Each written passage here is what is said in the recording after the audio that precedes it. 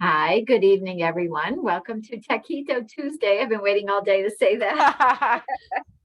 I'm Diana Lennon, head of adult services at the Ossining Library. And this is Ashley Covelli of Big Flavors from a Tiny Kitchen. And we are very excited to be cooking together. And hopefully some of you are cooking along. And also remember to check out our austininglibrary.org website, digital library, LibGuides to see past videos of all the different programs that Ashley has done for us. So she's going to tell you a little bit about herself and what she's cooking tonight. So Ashley, take it away. Thank you, Diana. And then you're going to swap the other video, I right? am, yes. All right, so momentarily you guys should be able to see me this way. And then also, unless you're watching the replay, you'll see the overhead view of my cutting board also. This is a monthly program that we do called Virtual Potluck with the Ossining Library. And we have one today, and then our next one is Tuesday, June 13th, also at 6 p.m. And then we're going to take a break until September because my kitchen gets too hot to cook with cameras and lights and all that stuff. So, but today we're doing some taquitos, and we're going to do a pico de gallo to go on top and some lime crema. This recipe has been like such a hit lately. You can even assemble them and put them in the fridge and bake them later. I was kind of intimidated by taquitos because I didn't realize you could bake them. I thought you had to fry them, but they do get nice and crispy in the oven. So it's a little healthier and easier to pull off at home. And then next month, we're going to make a couple like picnic favorites. We're going to do an antipasto pasta salad. It's got a creamy balsamic vinaigrette that if you've gone to Capri Pizza here in Ossining or over in Croton, I figured out how to make their creamy balsamic vinaigrette. So it's very good. Big fan. I use it for a few different recipes. So that'll be next month. And we're also going to do a watermelon mocktail with, I'll tell you how, if you want to spike it, the stuff that's good to spike it with, but it's family friendly. They're good beach picnic recipes. So yeah, so if anybody is cooking along, or even if you're not, you can always feel free to ask questions, ask me to slow down. If you need to, you can either unmute yourself or you can type it in the chat. I'll try to keep an eye on that. And no question is off limits, don't worry. I want you to feel comfortable making this stuff in the kitchen. So if you're cooking along with me, you can preheat your oven to 425. And I'm just going to line a baking sheet with foil. You don't have to line it with foil, but it'll help make cleanup a little easier later. So Ashley, if we're going to put them in the refrigerator and bake them off later, do you still want us to turn on the oven? No, just I would say when you preheat your oven later, like if you're going to make them, say at 8 o'clock, right? If you want to put them in the oven at 8 o'clock, depends, I guess, how long your oven takes to preheat. But when you go to preheat your oven, then you can take the tray out of the refrigerator. Okay. And you can if you have room in your fridge for a tray like this, you can do it like that. Like you can put the whole thing, you can just cover it with either more foil or some plastic wrap, or like a big Tupperware, kind of like one of these guys. They'll fit in there nicely, and just pop the lid on it. Thank you. You're welcome. I didn't think that they would hold up well in the refrigerator because I'm like, oh, but they're rolled. They really do. I've had some in there for a couple days, actually, like 2 days before baking them, and they turned out great. So I was very, very happy about that. Ashley, I just want to tell you that I attended the last one you did at Somers with the chickpea and the naan. Oh yeah. And that was fantastic. That was a great hit. And the chickpeas just spiced on their own. Yeah. It's also an excellent. So that was excellent. Much. Thank you so very much. If you didn't already, I'm just gonna slice an onion real quick.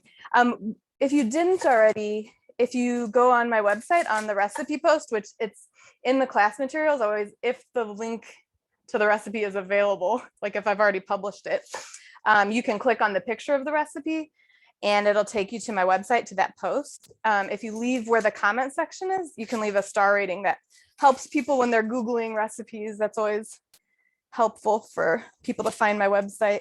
But I'm so glad to hear that. That's one of my favorites. And I I think we did that with Ossining. I feel like we did that one a while ago. I don't remember. Do you remember, Diana? The falafel spice chickpea flatbreads? I think we did. Yeah, it's one of Yeah, I can look, but I think we did. Yeah. it's one of the recipes that's done like well for me for years over on Pinterest. People love it. Oh, awesome. I'm glad you're cooking along. I'm gonna put a tablespoon of olive oil in a pan. I'm gonna put it on like medium high heat while I slice up the onion. We're gonna do onion in the filling and then also some for the pico de gallo. If you have a really big onion, you can just reserve like a quarter of it and you can use that for the pico. I have two kind of smallish ones. So I'm going to thinly slice one.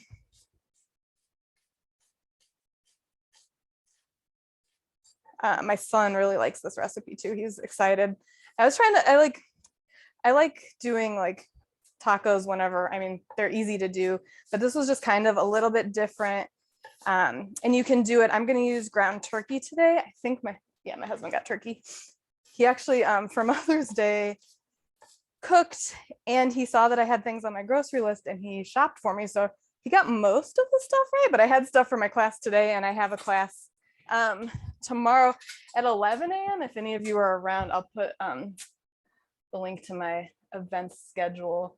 That is with the Yonkers Library. That's the first one I'm doing with them, and we're doing it in the middle of the day. I think they have a lot of like seniors, and some of them are actually going to be at the library. I think they're going to project my Zoom on a screen in the room. So if you happen to live near Yonkers and you want to go, they have a couple different locations. So I put it in the event listing there, but if you want to go watch it with a group of people, obviously you couldn't cook along that way, but we're gonna do it both ways so you can join from either place. Ashley? Yeah. I just looked it up. We did the flatbread in September of 2021. So almost 2 years ago. And I'm gonna share the link in the chat when I get it. That's wild. Yeah, it's a good one. And honestly, those leftover, I put the onions in the skillet and I'm just kind of stirring them around a little bit. Those chickpeas are great, like in a bowl, like on a salad. Oh, you do. That's awesome, Emily. So this is the Yonkers Library. Tomorrow's it's a mouthful. It's like I'm gonna say it wrong. Hang on. I'll look Yonkers it up. Will? Yeah. It's like the Gritton I Will. Yeah. Yeah. We just say Yonkers Will in the library. Got it. I'm not up on the library lingo, but yeah, that one tomorrow we're gonna do some veggie cream cheese roll-ups. So like tortillas. We make a veggie cream cheese that's kind of like the one you would get at like a bagel shop. And then you can do whatever veggies you like, but I like doing like radishes and some spinach and cucumbers and roll them up, and then you slice them into little pinwheels. And we're also making hummus and homemade baked pita chips. So I haven't been to any of the Yonkers libraries. I'm gonna have to check those out. It's always fun to see like how the different libraries are set up. And where I grew up in Indiana, actually the library in Fort Wayne, the big main branch downtown, has I think one of the largest genealogy sections in the country, and their children's room is so big that there's like a slide and like an aquarium inside of it. Like it's huge. That's very fun. I think it is maybe the largest. Is it the largest? Yeah. I think so. Yeah. I could be wrong, but yeah, it's there's a couple different branches, but that main one downtown, I remember we went to like field trips when I was in elementary school and got to see like microfiche and stuff like that, which probably isn't even a thing anymore. Diana's laughing over there. No, we still have it. Well, microfilm, yeah. Oh, And they had a little like book trolley that you could, or not trolley, I don't know, like a lift that you could put your books in from one side to return them, and like pull this little thing and it would go down to the basement where they would handle the returns. It's like a weird mansion or something. All All right, so this amount of filling, I'm using ground turkey. You can use, it's great with beef, pork, chicken if you like ground chicken. I also have made it with Beyond Meat, ground like vegan meat substitute, and it's really nice. I had a private class student who did 2 batches because some of her family eats meat and some doesn't. So she like kind of helped me recipe test this, and her only feedback that was like at all critical was we need more pico de gallo. So I increased the amount for this recipe, but this will fill about 20 tortillas, give or take. If you have extra filling or you don't want to roll them all, you can also save the filling in the fridge and you can use it either like on a taco salad or just, just leftover. I like making bowls a lot, like if I have like leftover grains and stuff or salads. So the onions should be softened now. So you can see they're just like, they're not brown, but they're transparent. I'm just going to scoot them over to the side and I'm going to dump the 2 pounds of turkey in here and just make sure you pay attention if there's this little like papery stuff. You don't want to eat that. I mean, I guess it might have fiber, but so I'm going to break that up with my spatula and just let it cook. It's okay if the onions get into it, we'll mix it all together later, but I'm just gonna let it keep cooking until it browns and cooks through. And so we should be on like medium high. And if any of you have done a class with me before where we do ground meat, I like to use a baster to remove if there's excess fat. You can leave it in if you want. I just find that a lot of ground meat has a lot of fat in it, and it's, I don't feel like we're losing any flavor by getting rid of some of it. You could tilt your pan and use like a ladle, but I like using a baster if you have one, and a heat-proof bowl. So what I'll do once it starts actually like leaching out some of that fat, I'll tilt my pan to the side, and you always want to squeeze the bulb first before you put it into the hot grease. Otherwise you will have hot grease all over the place. So you squeeze it first, you put it in and you suck up some of the grease, and then you squish it into a heat safe bowl or a glass measuring cup or something like that. And I just keep doing that until I got most of it out. I find sometimes if you have a lot of grease in there while it's trying to brown, it won't finish browning. Always have good ideas. Thank you so much. I'm actually, another good idea is, I put my hair back. It is warm today. So yeah, I do that. I had a friend in college who used to take paper towels and she would just like use that to soak it up. But I think it's a little wasteful. If that's the only way you are comfortable doing it, that's fine. But also it like could soak up and end up hurting your, burning you. So let's see. We can, I was yapping and we didn't add garlic. That's totally okay though.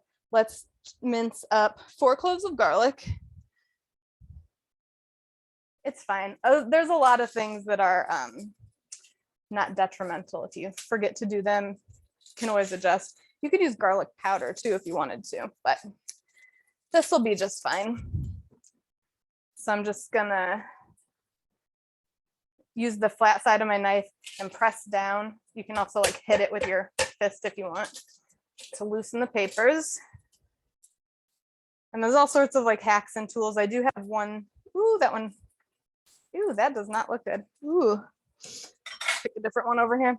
I have one tool. I call it a garlic cannoli because it kind of looks like a piece of silicone, but it kind of looks like the shape of a cannoli.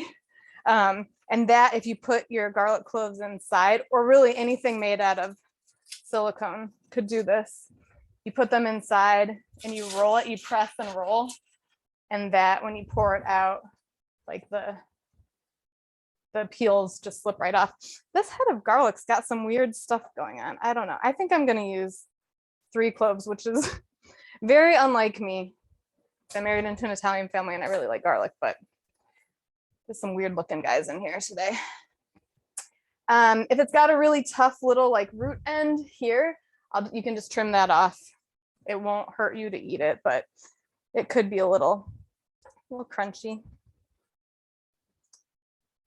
So normally when I'm making this, after the onions soften, I'll add the garlic in for like a minute or two and stir it around, and then I'll put the meat in, but switching it up today. This is also really good if you don't want to do the toppings that I'm doing. If you have either store-bought or homemade guacamole. I think we've made guacamole for, yeah, I think we've made guacamole for this particular class before. I have a recipe on my site. It's called Dino's Guacamole. It's my husband's name. We figured out the way that they make it and kind of how to make it taste like in Mexican restaurants, making a garlic paste. And it really is really nice. So if you like that, or store-bought is totally fine. Don't stress yourself out. What'd you say is the trick for the guacamole? So I'm just gonna add the garlic in. Yeah. I use a mortar and pestle, and I smash up the garlic with some kosher salt, and then make it into a paste, and then I add in the spices, I think cumin and coriander, and just like work that around, and it like smooths it out and really incorporates the garlic into everything. So because if you're at a Mexican restaurant, you know, when they have the people that'll come table side, I'm just breaking this up more over here. I can show you it's starting to brown, but it still looks pretty raw. And if I tilt it, I'm not getting a lot of grease yet. So yeah, Mexican restaurants, they'll smash the stuff up in a giant one of those. Basically, it's called a molcajete. And we figured maybe that's why it tastes so much better at restaurants, because of how they're blending it together first instead of just like mashing everything. So if you have a mortar and pestle, that's a great way to do it. You don't have to, it'll still be good. Like that recipe is still good even if you don't happen to have that. See, it is, we make it a lot, and especially like that table side guacamole, I feel like is about $14 or $16 sometimes. So guac, there we go. This is, and it takes just a couple minutes. That's the guacamole recipe. So that's really good on here, or even just like sliced up avocados is fine too.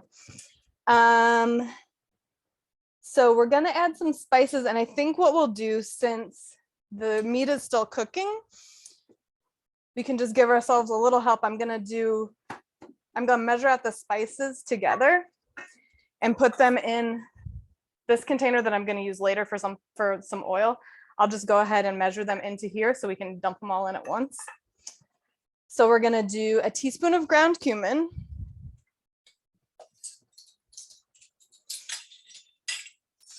Oh, and if anybody has requests for when we come back in the fall, we have June's recipes picked out, but if anybody has requests, I know it's going to be like comfort food season, but things that are doable in about an hour, we're always open to requests. So we got cumin, 1 teaspoon, a couple other spices here. I'm going to do a teaspoon of chili powder.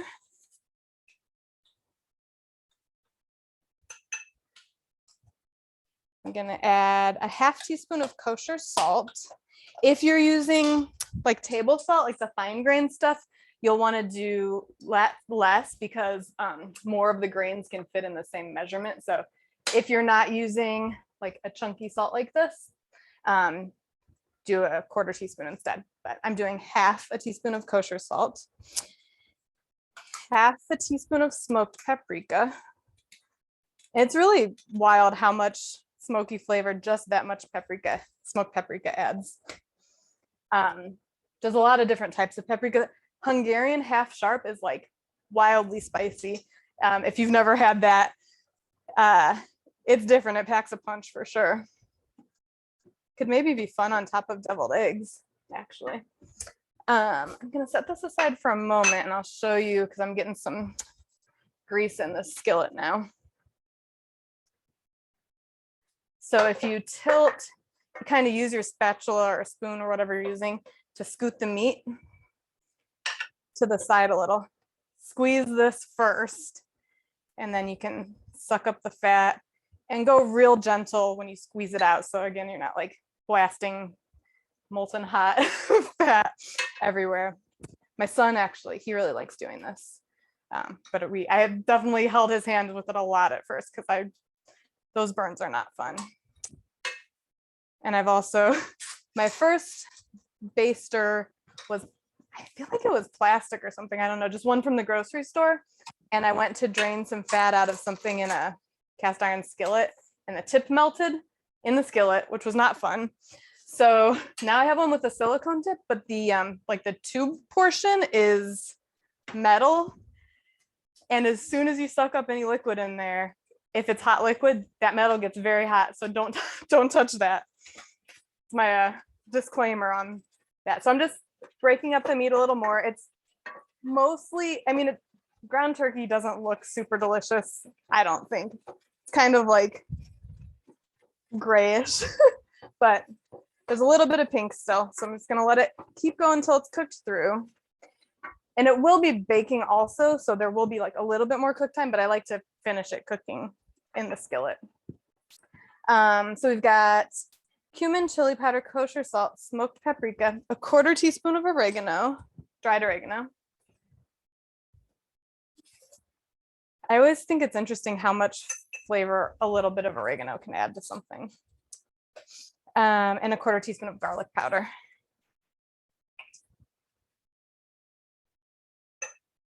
And maybe I'll put in a little bit extra since I skimped a clove of garlic. I'm gonna put a little extra garlic powder in there.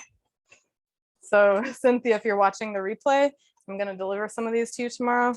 The garlic ratio might be a little bit off from normal. Let's see. Okay, so let's see if this is cooked. I'm just breaking it up. I have a little meat chopper tool that I use sometimes also, but this should be good. One thing, if you're using a nonstick skillet like I am, unless it's cast iron, then a metal tool is fine. Don't use a metal tool in it. You'll scrape up your surface, your nonstick surface. So the meat is nice and browned. It's still gonna cook a couple more minutes. We're gonna put these spices in. And I'm just gonna stir it, and then you can get those onions mixed in there too. So I'm gonna put this back on and just let it cook for like a minute or two. And then we're gonna add some tomato paste and some water. So I'm just kind of getting the spices mixed up into the filling.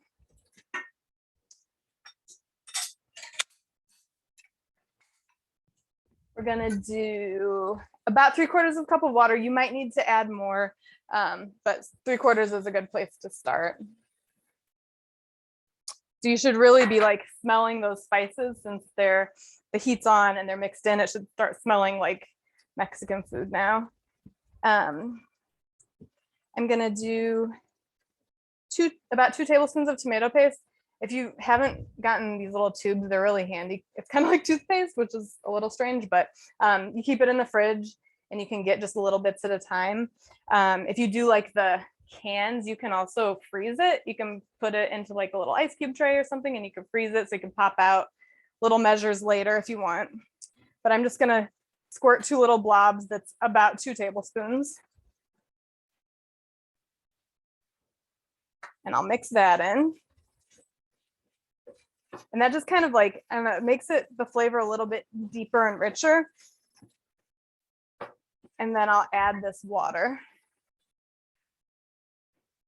I'm just gonna let it cook down until the water is mostly cooked out and it's looking a little saucy. So that should just take another like minute or two. Let me see. All right, I'm gonna move my super hot grease away from here. And then I'm gonna get the taquito assembly station ready. It's okay that these spices were in this little ramekin because we're just gonna be using the ramekin for olive oil to brush the tortillas now. So I usually start with about two tablespoons or so. We might need a little more, might need a little less. Probably won't need less for like 20 tortillas, but just making sure I'm not like, it seems like there should be more to it, but there's really not. So get about 20 tortillas. Actually, is this package is 20. If you're in Ossining, at Stop and Shop. So my husband got this from the store, which is fine, but these little packs are like 10 tortillas, which is totally fine. But for this recipe and for the amount of like tacos and stuff we eat, if you don't go in the Mexican food aisle, so don't go where you think it should be, where those tortillas are. If you go all the way to the end where the milk and the eggs, that little corner in the back of Stop and Shop, if you turn to your right, there's a whole shelf full of bigger packs of tortillas, lots of brands, and there's different sizes. They have the little street taco, like little itty bitty guys. So it's like a hidden stash of tortillas for some reason. I don't know why. I don't know why it's in a totally separate section of the store, but it is. All right, so I want to do this so you can see the assembly. I'm going to turn the heat off because it's looking pretty nice and saucy now. I'm going to spray this lined baking sheet with some oil. If you don't have a spray, you can just drizzle a little oil and spread it around either with your hands or a pastry brush if you have one. And then let's see. Just adjusting my overhead camera so you can see it a little. All right, we're gonna basically play Tetris. Gonna assemble a bunch of them. Get this out of the way. Like the one tiny kitchen problem. Everything's within reach though, which is nice. I like to take a 1/4 cup measure from my measuring cups, and this makes sure that all the filling is the same size. That's for, I use the fajita size tortillas, so they're a little smaller. There are different sizes. If you've got bigger ones, that's fine. You'll just add a little more filling, or if you got smaller ones, a little less filling. And we're going to oil both sides of the tortilla. So you can use your fingers if you want. It's probably fine, but if you have a brush, what I like to do is keep them in a big stack, and then I'll rub a little bit on the top, flip it over and kind of rub that against the one underneath it. And that kind of pre-oils this one. So it kind of gives it a head start. You don't need a lot of oil. If you're making these, if you're assembling them in advance, I know at least one of you are, go ahead and do it like this. But then before you bake them, I would either, if you have the spray oil, just give a quick little layer, or just maybe brush a little bit of oil on top to help them get brown in the oven. Since we're not deep frying them, they need a little bit of help to get golden. So I actually have some of these in my freezer too that I need to test out how they hold up to freezing. So I've gotten one batch here of oiled on both side tortillas. Got my 1/4 cup measuring cup. I'm just gonna lay out. I kind of do it like off to one side, like not directly in the center, but I'll do that on all of these. They also reheat great in the air fryer. If you have an air fryer, they'll get nice and crispy in there. Just making sure I turned my stovetop off. Okay, so this is the filling. I think this would be great with beans also. Like if you had canned beans, you could like do the onions and add the garlic when you're supposed to. And kind of smash in the beans a little bit, and then you'll have, I feel like that would be a really nice filling. I haven't tried it, but we'll use about 4 ounces if you're using the finely shredded cheese. So the one that's like these like really fine little pieces. If it's thicker, you'll probably, like if the pieces are thicker, you'll need a little more. But I usually just put a little sprinkle on top. What do I say? Like my recipe, I said about 1 to 2 teaspoons. If you like things extra cheesy, by all means, add more. And you can also add cheese to the top of them on your baking sheet if you want. So it's kind of off to one side. So I'm going to start at the side that's filled and just kind of snugly, if you can, just roll it up. And then we're going to put the seam side down on the tray. So this is also a great thing to have kids help with. If you have kids that you can outsource some of that to. And I'm using a Mexican cheese blend, but you can use any type of shredded cheese that you like, or no cheese if you don't like cheese, that's fine. Cheddar is great, Monterey Jack. I think I just went with whatever was on sale. And on the baking sheet, the overhead can see, but I'm just kind of snugging them up against each other. That'll help keep them from unrolling in the oven.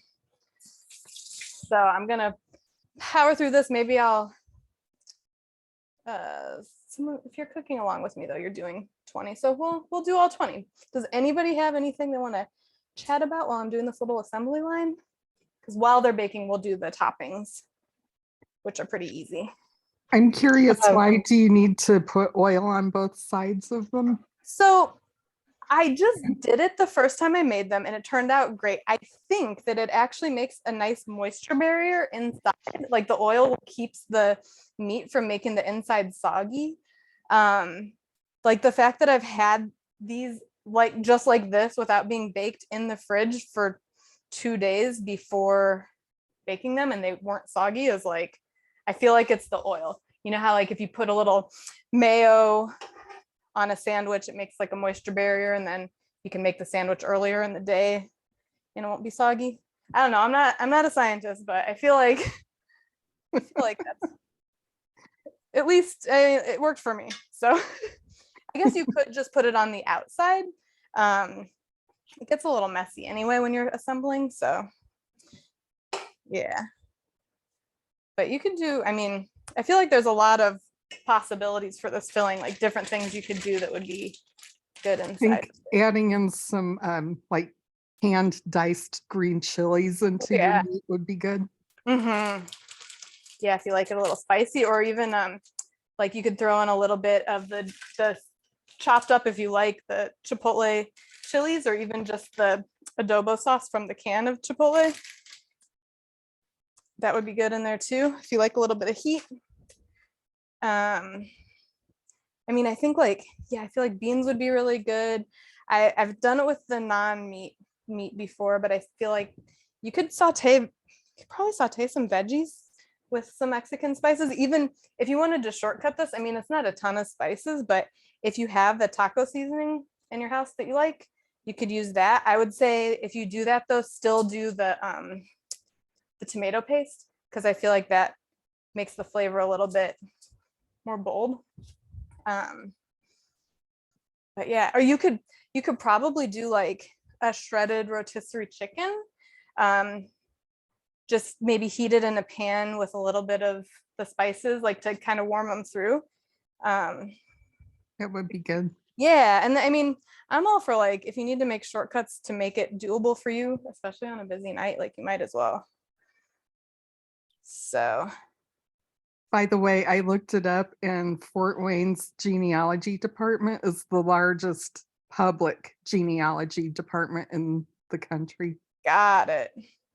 So yeah, I know it's like Congress is bigger, but I feel like that makes sense.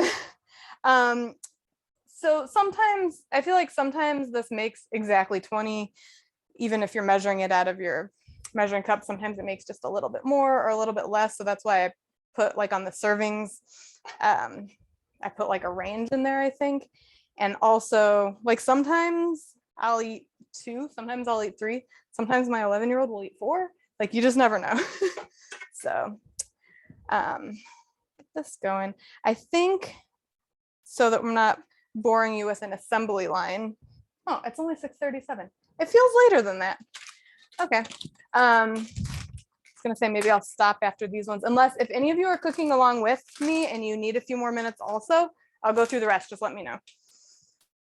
Ooh, this cheese feels a lot better. Using what I had. What is it? Queso fresco would maybe be good too, or cotija cheese if you wanted to make it like with the more authentic Mexican cheese. Not that I'm saying Sargento's a Mexican cheese blend is not authentic, but you know.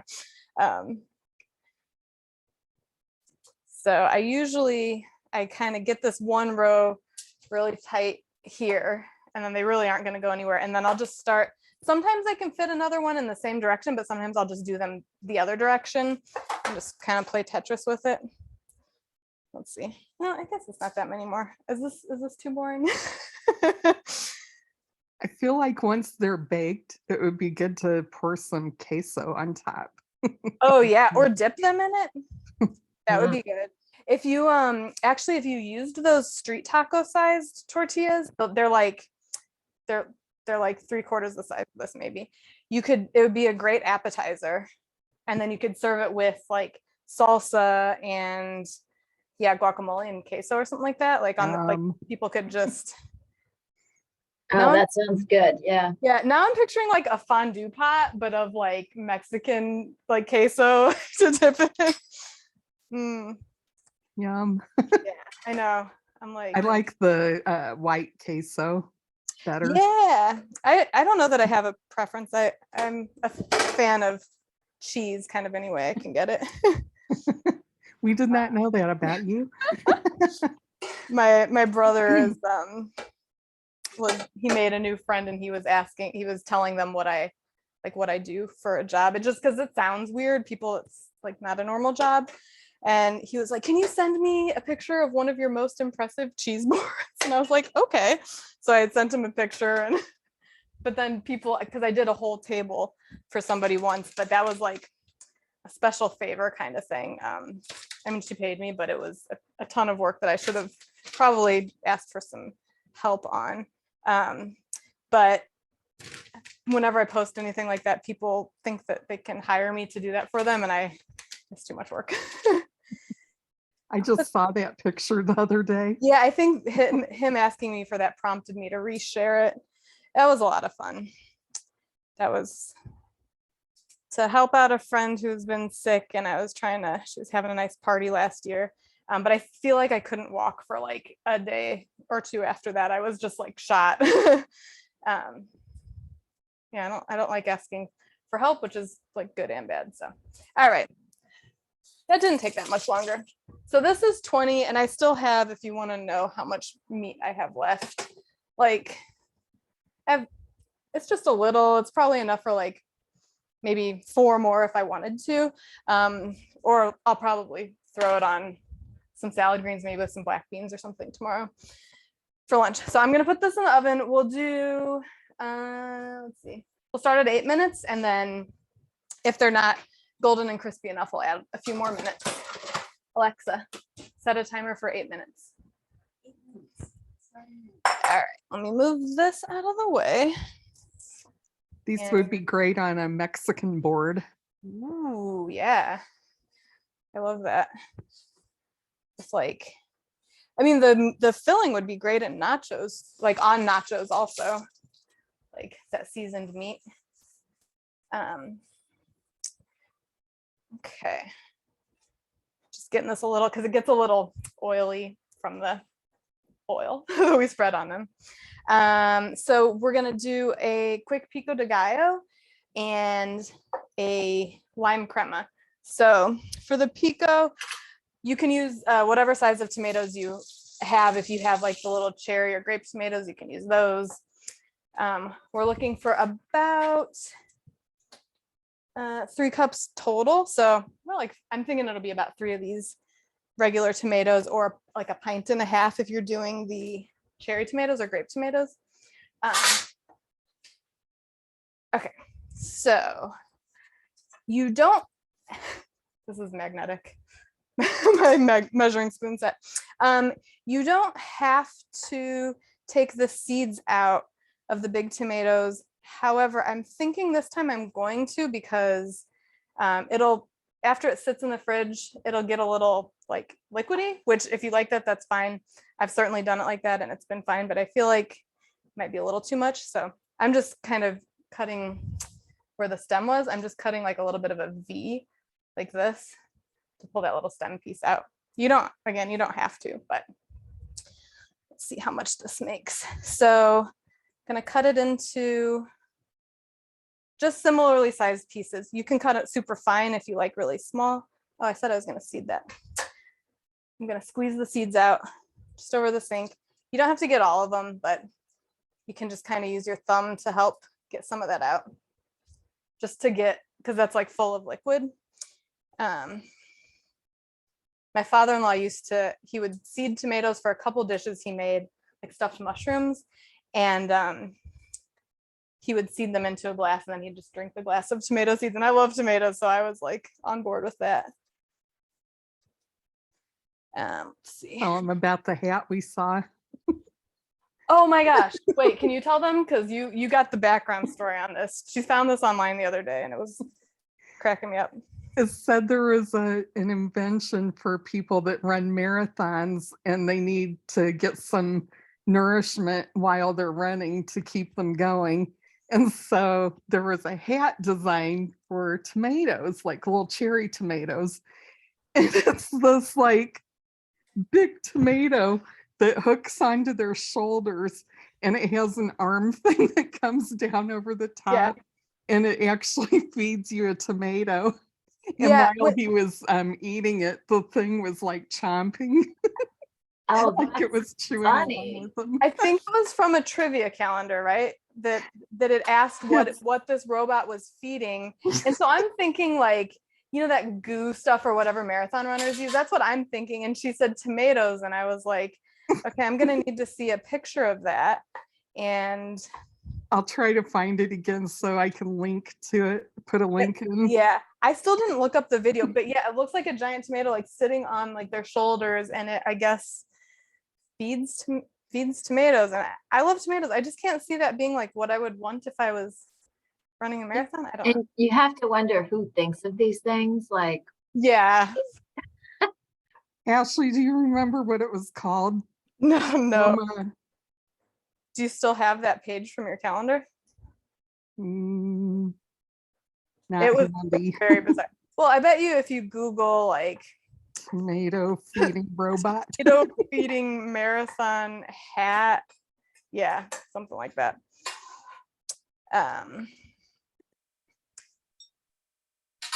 Yeah, usually I make this with grape tomatoes just because they're like always ripe. But these looked pretty good. Seeds out. If you like spicy food, you could add jalapeno into here or serrano pepper. Mince it up. That I would mince up pretty small. And this too, I put it on. I don't use it really as a dip. I just like spoon it over the top. So I'm not making it super finely chopped, but you can if you want it more like that. You could maybe even blitz it in a not a blender, a food processor. But I figure we have a few minutes while they're in the oven anyway. So just go kind of vaguely small-ish pieces. They just get a little slippery. If you want to save them for future, can you freeze them? The taquitos? Mm-hmm. So Yes. I have some unbaked ones in my freezer right now. I haven't tested them, but I don't see how they wouldn't work because you can buy like at the store, they sell like frozen taquitos. The filling's already cooked. So you're really just heating it through and getting it golden brown on the outside. So I feel like you could, yeah. So freeze them unbaked and then bake them. Yeah. So the filling's cooked. Yeah. And then you could either just leave them in a couple extra minutes, put them in frozen and leave them in a couple extra minutes. Or you could thaw them, I guess, but I feel like you might as well just leave them frozen, maybe spritz the top. I'll try to remember, if you're on Instagram, I'll post there when I do finally test that out.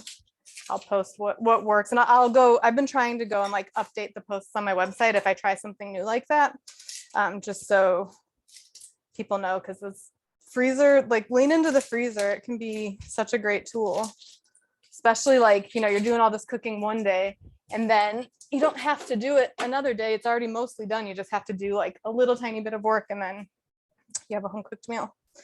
So the onion, I'm using yellow onion. I'm just going to dice it up a little small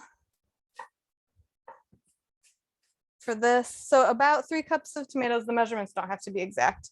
About 3 cups of tomatoes, about 1/3 of a cup or so of onion. And if you don't have yellow onion, you could use red. You could use shallots if you like a little bit of a more mild onion flavor. If you find that onions are a little like raw, because this is raw, it's not a cooked salsa. If you find the flavor of onions is a little too sharp for you, you can cut them up and soak them in cold water for a few minutes. And then you drain them out, like just, strain the extra water out, and that kind of takes the sharpness out of them. But I'd say yellow onions are pretty mild. Shallots are definitely more mild. White onions are probably the most aggressive, I guess, flavored. Oh, there's a YouTube video. That's awesome. I'm gonna have to check that out later. What else are we putting in here? So lime. I saw something on Instagram or YouTube or something recently. I'm gonna try it. Haven't tried doing it this way. I just rinsed my limes off. So usually when you use a microplane, ooh, Alexa, stop. Alexa, set a timer for 3 minutes. They're not quite brown on top yet. So usually I would go like this and I'm moving the lime. What they showed was you hold the lime and you use this and you kind of, this lime is kind of small and a little tricky, but you're able to I'm not doing a great job of this, but you're able to allegedly get more of the zest off easier if you hold the lime still and move the grater. I don't know. I mean, it still does, still got to go back in there. I don't know. I feel like it's a little clumsy. I've seen a few tips like that online before that it's like they look like they work, but I feel like it's if you're used to doing it that way, or maybe it's like was the size of the lime because these are a little small. I don't know. There's also different sizes of graters. You could leave that out if you wanted. But I'm just doing the zest from one lime in here, and then I'll cut it in half and I'm going to juice it into there also. And this, if you've been to any of my classes that use any citrus, you already know. I'm sorry that I'm repeating myself, but some people still, if they haven't seen it, they'll find it helpful. Instead of putting it in with the curved side down, where it like mimics this, you want to put the curved side up so that this compresses the fruit and you get all the juice out of there.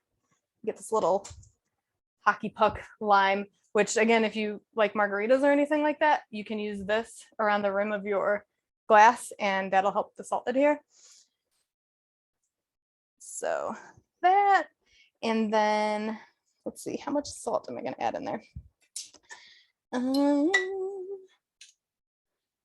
Salt. So I'm going to add 1 teaspoon of kosher salt in here, and then some cilantro, and then just mix this together. And this holds up, it holds up well in the fridge for a few days also. I just, again, if you have the seeds from your tomatoes in there, it'll be a little watery. I don't have a problem with that, but if you don't like cilantro, you can leave it out, or you could use parsley, I suppose. I'm gonna do about a 1/4 cup of cilantro. Always be sure to give it a rinse because it often tends to have a lot of sand, like grit in it. I find especially cilantro. Parsley, I don't find that too often, but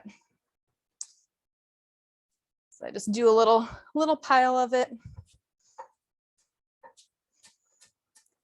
And this I'm gonna chop up. Just keep doing the knife back and forth over it and it'll get smaller. Again, I'm not measuring exactly. You can always taste it and see if it feels like it's missing something. Usually it's either salt or acid, so either a little more salt or a little more lime juice. And I sometimes, the last time I made this, Alexa, stop. The last time I made this, I had a little bit of the pico de gallo left, but we had something else that I wanted to serve it with, so I just added like 2 more tomatoes into it and it was fine. Ashley, mine are in the oven and the edges are pretty brown. How brown should it be? So mine, I'm gonna leave mine in a little longer because they're like, yeah, the edges are brown, but the rest not so much. You can, I mean, Alexa, set a timer for 3 minutes. It doesn't have to be like, they'll still be crispy like how mine looked right now with just the edges like that. They'll still be pretty crispy. I feel like the center might not be as crispy. So like light golden is fine. You can let them go a little longer even if you want, that's totally fine. You definitely don't want them like to burn if you're concerned that they're gonna burn. you could go ahead and take them out. Or if for some reason, if they're just like really taking a long time to brown, you could give them another spritz of oil and pop them back in. Or even if you are using a broiler safe pan, so not a nonstick one, you could pop the broiler on for a quick minute or two if you really like want to get them a little extra There was a crispy in small there. amount of meat left. I didn't make a thing with it, so. I'm sorry. So this is pico de gallo ready. And then the only other thing, and again, this is toppings optional, encouraged if you like them, but to doing a little lime crema. So you can use sour cream, Mexican crema, skyr if you use that, like Icelandic yogurt, or plain Greek yogurt. This is just plain yogurt that I made. I do it in my Instant Pot. So about a cup and a half of whatever one of those types of creamy condiments you're going to use. We're going to do the same thing with the lime. So let me try this again with this one. See if I can get this. The way they did it, it like went down the entire length in these nice strips. I think the skin on this one's a little too thin for that. Maybe that's why. So this is just like an easy way to make a different kind of topping. I wonder if my microplane is dull. A different one. It feels like it's not really zesting well. You can also use a vegetable peeler and like peel the skin off, but it's a little tricky on lines. Yeah, this one's a little better. I don't know, my microplane is very old. So I'm just gonna do the same thing with the zest. You don't have to get every single inch off of there, but whatever you can. I'm gonna do the juice again also. And then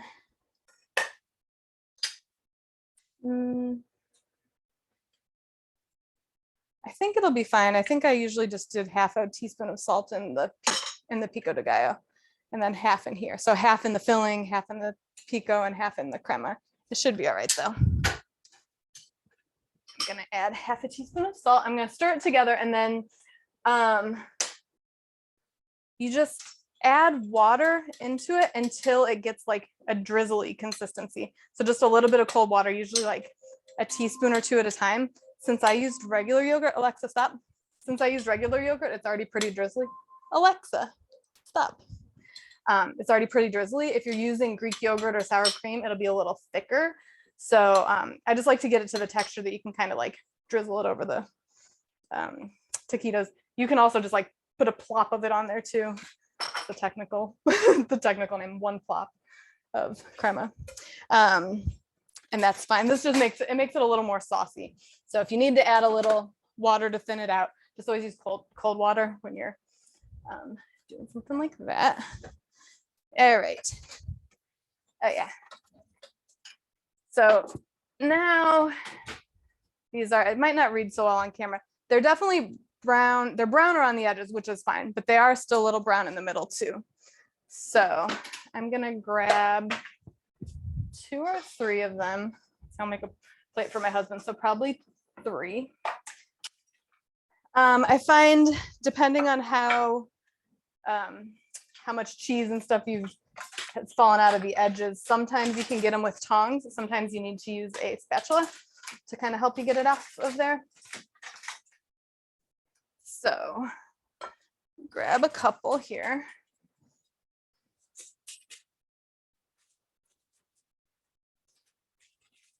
It should hold together pretty well.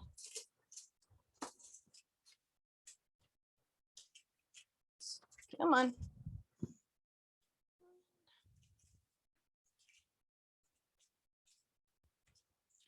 All right, that one doesn't want to come off for me right now, so I'll get that one later.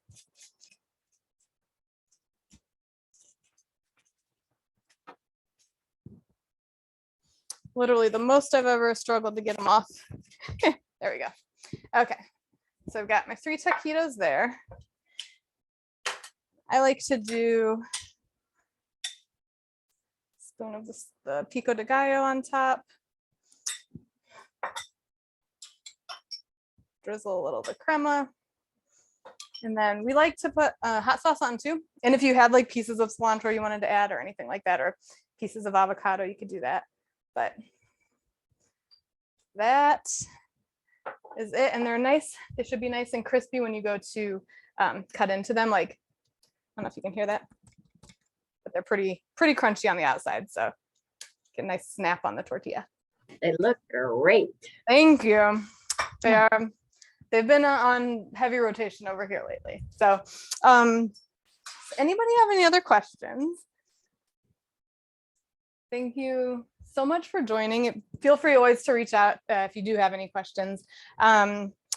Again, next month, Tuesday, June 13th at 6 p.m., we're going to make that antipasto pasta salad and a watermelon like mint mocktail.